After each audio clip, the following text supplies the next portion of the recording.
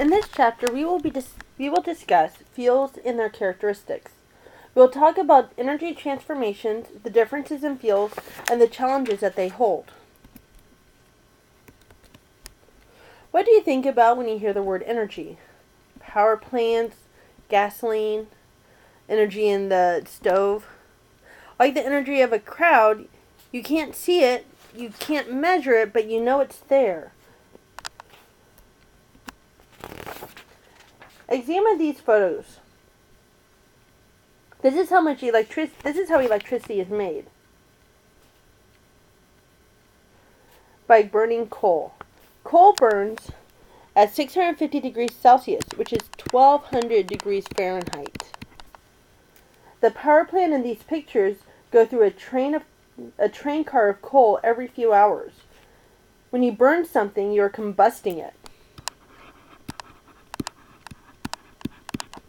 That's the chemical reaction. If everything is perfect, all you would produce is carbon dioxide and water. But alas, nothing is perfect. It also has sulfur and nitrogen in it, which is creating a lot of the pollution.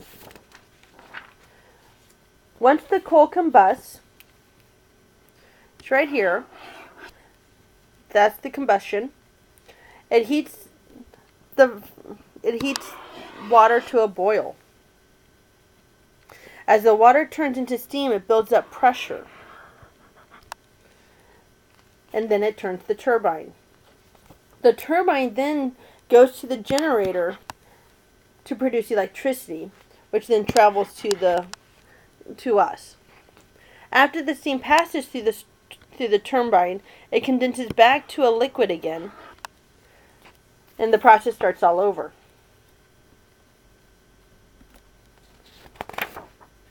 So the heat that is produced from the coal doesn't go away.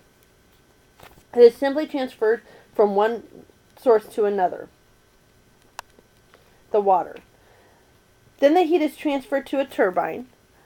So from here, it goes to the burner and turns into kinetic energy, which is the steam. Then transfers to the turbine. Then the energy is transferred to mechanical energy. Then that shifts over to the generator, which then turns into electrical energy. Notice the energy never leaves, it just changes form. It was even there at the beginning with the coal. The energy is stored in the chemical bonds. And then the energy is released to form the fire. The first law of thermodynamics is that energy in the universe is constant. Energy can neither be created nor destroyed, but it can be converted from one form to another. In this picture, energy is released during the combustion of plant materials, but is also required to grow the plants. It's a cycle. Energy is absorbed by the sun to grow the plants, and then released by the plants when it combines with oxygen.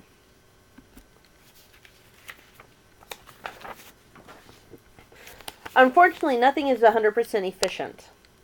This means that you will always have some energy transferred to the surroundings and it is not usable.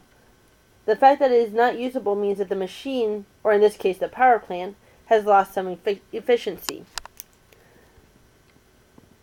So this is the energy that's produced. This is the electricity on top. And then down here, this is the fire. That's the amount of energy it was originally when they were burning the coal.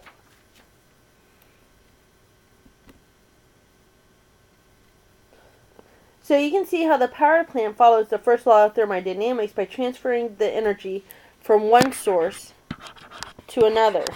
But it actually goes against the second law of thermodynamics. The second law of thermodynamics states that entropy as the universe is increasing. Entropy increases, and the universe is always increasing. Entropy is the measure of the amount of energy that gets dispersed and gets more chaotic in a given event. So that means, think of it this way. The energy from the very random movements of the gas particles up here are being organized and streamlined into electricity down here. This goes against entropy because it becomes less chaotic. It becomes more organized. Entropy is the measure of the chaos. If you're having problems understanding entropy, think about your kitchen. It takes work to clean the pots and pans and clean the dishes and put things away. In short, it takes it to make it organized. However, it's very easy to allow chaos to occur. The kitchen could become cluttered. The dishes could pile up. Food is left out. This is easy. Organization is what's hard.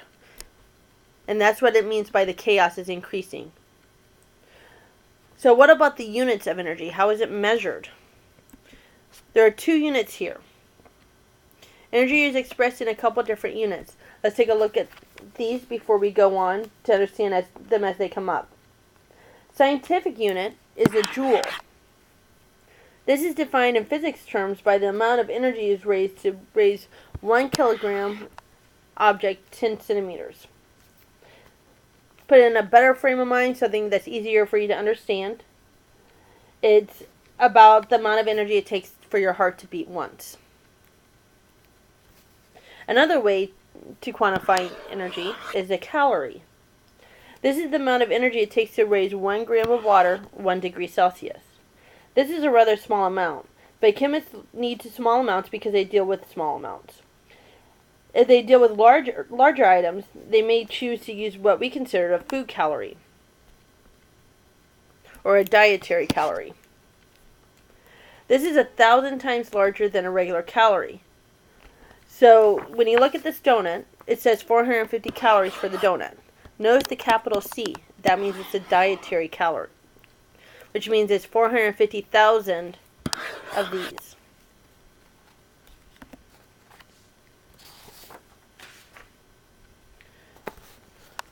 Let's go back to coal. I mentioned earlier that coal is not just carbon and hydrogen. It also contains nitrogen, oxygen, and sulfur.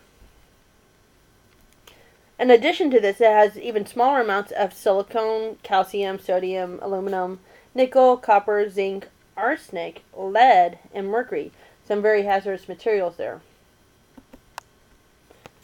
And when you burn it, those materials are let out into the atmosphere. If we examine this graph, we will notice the most commonly used energy source is petroleum. It's right here.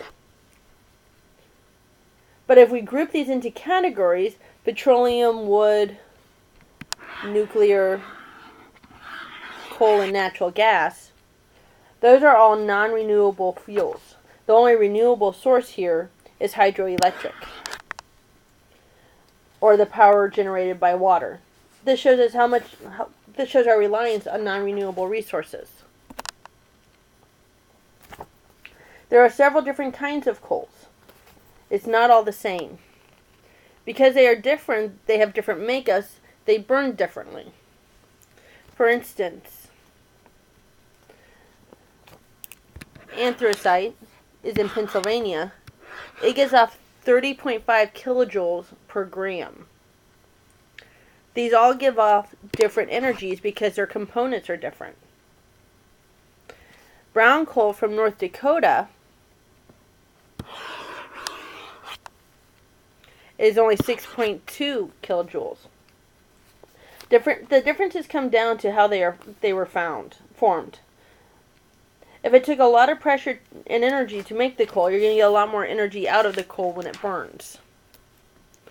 So the coal that's deeper in the ground, harder to drill up, is the coal that's going to provide the most energy. There's several issues with coal. Although coal is a good source of power, it has a lot of issues that come with it. First of all, underground mining is dangerous and expensive. Since 1900, more than 100,000 workers have been killed by accidents, cave-ins, explosions, fires, and poisonous gases. Second, mining is bad for the environment. For instance, groundwater can come in contact with the sulfur in the rocks after they were mined and then poison our drinking water. Also, because there are other elements than just carbon and hydrogen and oxygen, it does not burn clean, and those elements go into the air. For instance, sulfur and nitrogen in the coal can mix with the oxygen and water to produce acid, in acid rain. Finally, burning coal adds to the carbon dioxide in the atmosphere. As we discussed in previous chapters, this could increase global warming.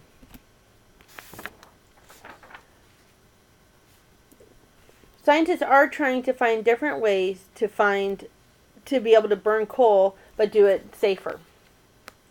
This is called clean coal. There are some technologies that are currently being used to reduce this hazardous effect. Coal washing is done to remove sulfur and other impurities before it's even burned, so it does not go in the atmosphere. Gasification converts coal into carbon monoxide and hydrogen before burning. This causes it to burn at a lower temperature, which then reduces the amount of nitrogen oxides. And finally, wet scrubbing removes sulfur dioxide before it's released into the atmosphere. The amount of coal that is being burned is still very high. In fact, it has actually gone up rather than down. The worst continents, Asia and the Pacific Islands, Pacific Ocean, the Middle East, and Africa, have also increased, but not nearly as much as Asia. Remember that something that someone does affects everyone in a situation like this. If one country burns coal, the pollution leaks out to everyone.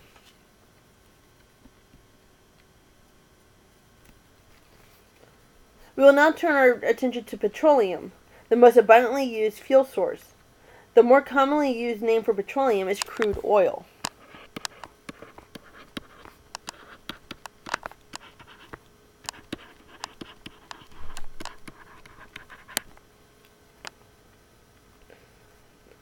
It is very similar to coal in that it is made of decomposed organic, once living plants and animals, materials. However, it's more convenient than coal because it's already a liquid, which makes it easier to work with, and it provides more energy than coal. There are also fewer impurities like sulfur, which then reduces the amount of atmospheric pollutants. Petroleum is actually primarily a mixture of hydrocarbons. Hydrocarbon, if we break down the word, is hydrogen and carbon. The carbons in a hydrocarbon are linked together, and then all the extra single electrons are filled up with the hydrogen atoms. There can be a range of 1 to 60 carbons that are all bonded together at once. There are several different ways in which they can be linked up. The simplest is that if they all had single bonds, these are called alkanes. Notice with these, the carbon-carbon bonds are all single bonds. These are alkanes. During the first step of refinery, the crude oil is distilled. This is the distillation tower. This means that the oils are boiled off and separated out based on their boiling point. As I discussed in the previous slide, petroleum is a mixture of hydrocarbons that contain anywhere between 1 and 60 carbons all linked together. The more carbons that are linked, the heavier the substance is. The heavier it is, the more energy it takes to make it boil. Think of it like trying to move rocks. A really light rock or pebble is really easy to toss around, but a heavy rock like a boulder is harder to move. The same is with the hydrocarbons. The heavier the hydrocarbon, the harder it is to move it. So it doesn't want to move. So if you only have the couple carbons in the compound, it's fairly light, so it moves really fast, so it boils really fast. Let's relate this to the picture. Notice the bottom of the distiller.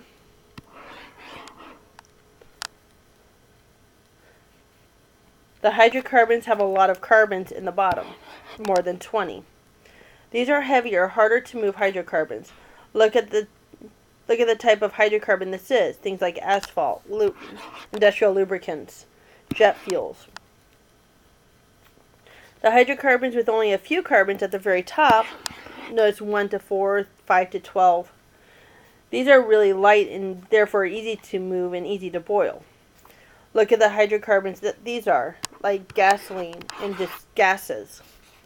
Once they boil, they turn into the gas phase and get separated in the pipes based on their boiling points. Then they're cooled back down into a liquid.